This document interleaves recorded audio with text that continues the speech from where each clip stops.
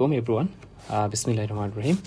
আজকে আমরা যে টপিকটা নিয়ে আলোচনা করব সেই টপিকটা হচ্ছে এজেন্টস এফেক্টিং স্যালাইভেশন। তো এইটা জানার আগে আমাদের যে জিনিসটা জানতে হবে, স্যালাইভেশন জিনিসটা কি। আমাদের যে ওরাল ক্যাভিটি রয়েছে সেই ওরাল ক্যাভিটির ভেতরে মেজর এবং মাইনর স্যালাইভারি গ্ল্যান্ড থেকে স্যালাইভা সিক্রেশন হয়। এই যে স্যালাইভা সিক্রেশন হওয়ার প্রসেসটা সেটাকে বলা হয় স্যালাইভেশন। আর এই স্যালাইভেশনকে কিছু এজেন্টস অথবা ড্রাগ এফেক্টিং করে, অর্থাৎ প্রভাবিত করে। সেই ড্রাগ বা এজেন্ট সম্পর্কে আজকে আমরা আলোচনা করব। বাট তার আগে আমাদের কিছু রোগ সম্পর্কে জানা উচিত। এর মধ্যে অন্যতম একটা হচ্ছে জেরোস্টোমিয়া। তো প্রশ্ন আসতে পারে, what is xerostomia? Xerostomia is a clinical condition in which there is very little or no salivary secretion in the mouth and is characterized by dryness of mouth. অর্থাৎ জেরোস্টোমিয়া এমন একটা ক্লিনিক্যাল কন্ডিশন যে কন্ডিশনে salivary secretion একেবারেই হয় না, অথবা হইলেও সেটা খুবই অল্প পরিমাণে হবে। এর ফলে আমাদের মুখটা অনেকটা ড্রাইনেস হয়ে যাবে। এখন প্রশ্ন আসতে পারে, কি কি কারণে এই ড্রাই মাউথ অথবা জেরোস্টোমিয়া হতে পারে। প্রথম যে কারণটা সেটা হচ্ছে শোগ্রিন সিনড্রোম। এটার উচ্চারণটা হবে শোগ্রিনস সিনড্রোম। এছাড়াও আরও অন্যান্য কারণগুলোর মধ্যে রয়েছে mumps, HIV infection, excessive sweating, dehydration, vomiting, haemorrhage, administration of drugs with antimuscarinic effect and diuretics overdose. এখন এখানে প্রশ্ন আসতে পারে যে শোগ্রিন সিনড্রোমটা জিনিসটা কি। তো শোগ্রিন সিনড্রোমটা হচ্ছে একটা ক্রনিক অটো ইমিউন ডিসঅর্ডার, যেখানে কিনা বডির যে ইমিউন সিস্টেমটা সেটা অ্যাটাক করে সেসব গ্ল্যান্ডগুলাকে, যেসব গ্ল্যান্ডগুলা আমাদের মুখের ভেতরে ময়েশ্চারটা সবসময় মেনটেন করে।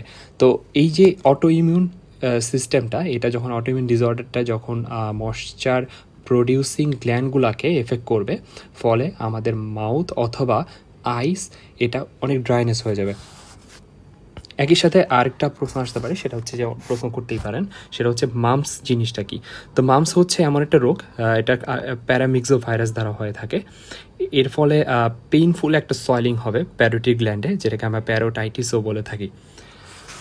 তখন আসা যাক একটা কোশ্চেনে, সেটা হচ্ছে ডিফাইন সাইলোগক্স।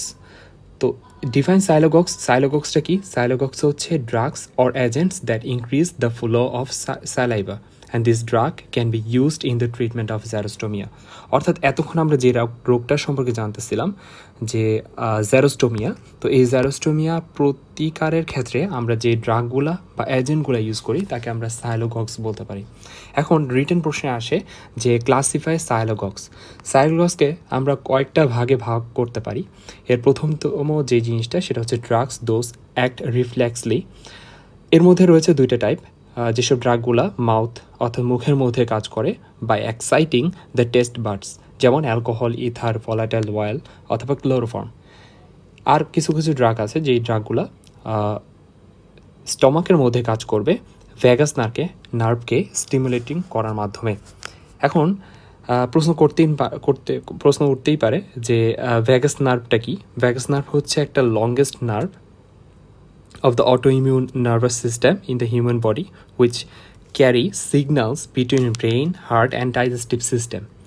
তো এই গ্রুপের মধ্যে ড্রাগগুলো কি আছে? ড্রাগগুলো একটাই আছে, সেটা হচ্ছে পাইলোকার্পিন। এই পাইলোকার্পিনের মেকানিজমটা আমাদের রিটেনের জন্য অত্যন্ত গুরুত্বপূর্ণ। এরপরের যে ক্লাসিফিকেশন সেটা হচ্ছে কোলিনার্জিক ড্রাগ। আমরা জানি যে কোলিনার্জিক ড্রাগগুলা কী কী। কোলিনার্জিক ড্রাগগুলা সেটাকে আমরা কোলিনার্জিক রিসেপ্টর অ্যাগোনিস্ট বলে থাকি। এর মধ্যে ড্রাগগুলো হচ্ছে কার্বাকল, মিথাকোলিন, ব্যাথানিকল। তো তৃতীয় নাম্বার যে ক্লাসিফিকেশন সেটা হচ্ছে অটোনমিক।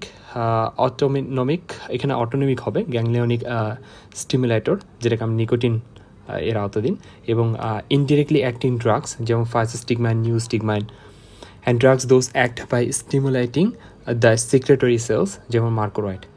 এখন আমরা একটু আগেই একটা কথা বলছিলাম যে পাইলোকার্পিন এর মেকানিজমটা খুব অত্যন্ত গুরুত্বপূর্ণ রিটেনের জন্য।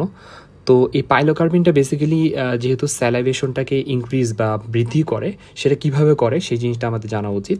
আমরা পূর্বেই জানতে পারছি যে পাইলোকার্পিনটা হচ্ছে একটা কোলিনার্জিক ড্রাগ। দ্যাট মিনস পাইলোকার্পিনের একটা কোলিনার্জিক ইফেক্ট থাকবে, অর্থাৎ পাইলোকার্পিনটা অ্যাসিটাল কোলিনের যে ইফেক্টটা সেটাকে মিমিক করবে অর্থাৎ ইনক্রিজ করবে। এনহ্যান্স করবে এবং সেই সাথে একটা মেসেঞ্জার হিসেবে কাজ করবে নার্ভ সেল এবং স্যালাইভারি গ্ল্যান্ডের মাঝখানে। এর ফলে স্যালাইভারি সিক্রেশনটা বেড়ে যাবে। এখন আমরা আরও একটা রোগ সম্পর্কে জানতে পারি, সেটা হচ্ছে টাইলিজম। এটা একটা clinical condition characterized by excessive secretion of saliva from major and minor salivary glands of oral cavity. অর্থাৎ টাইলিজম বলতে এমন একটা ক্লিনিক্যাল কন্ডিশনকে বোঝায় যে কন্ডিশনের মাধ্যমে আমাদের ওরাল ক্যাভিটির ভেতরে যে মেজর অথবা মাইনর স্যালাইভারি গ্ল্যান্ড রয়েছে সেইখান থেকে এক্সেসিভ অ্যামাউন্টে স্যালাইভা সিক্রেশন হবে।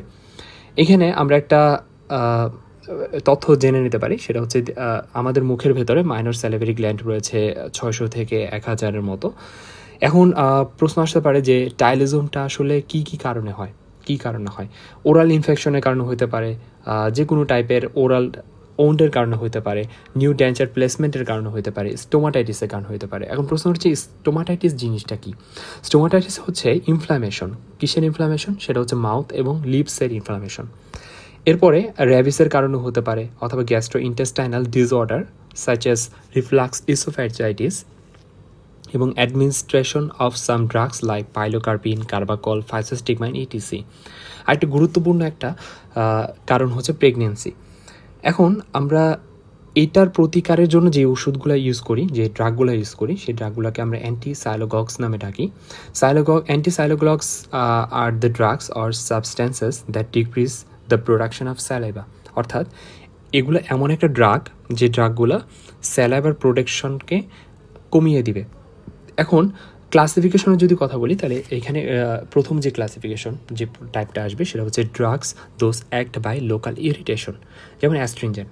এখন প্রশ্ন হচ্ছে অ্যাস্ট্রিনজেন্ট জিনিসটা কি? অ্যাস্ট্রিনজেন্ট হচ্ছে এমন একটা সাবস্টেন্সেস যে সাবস্টেন্সটার কন্ট্রাকশন করে অথবা শ্রিঙ্কেজ করে বডি টিস্যুকে। কিসের জন্য? সেটা হচ্ছে আমরা ইউজ করি টু রিডিউস দ্য ব্লিডিংটাকে রিডিউস করার জন্য। এবং drugs that act on central nervous system such as opium, alkaloids and morphine. Anticholinergic drug হচ্ছে কোলিনার্জিক রিসেপ্টর অ্যান্টাগনিস্ট ড্রাগগুলো, যেমন atropine, tropicamide, scopolamine. Autonomic ganglionic blocker, আমরা একটু আগে পড়ছিলাম যে অটোনমিক গ্যাংলিওনিক স্টিমুলেটর, এখন আমরা ব্লকারটা পড়তেছি কারণ এটা হচ্ছে অ্যান্টিসাইলোকক্সের মধ্যে পড়ে।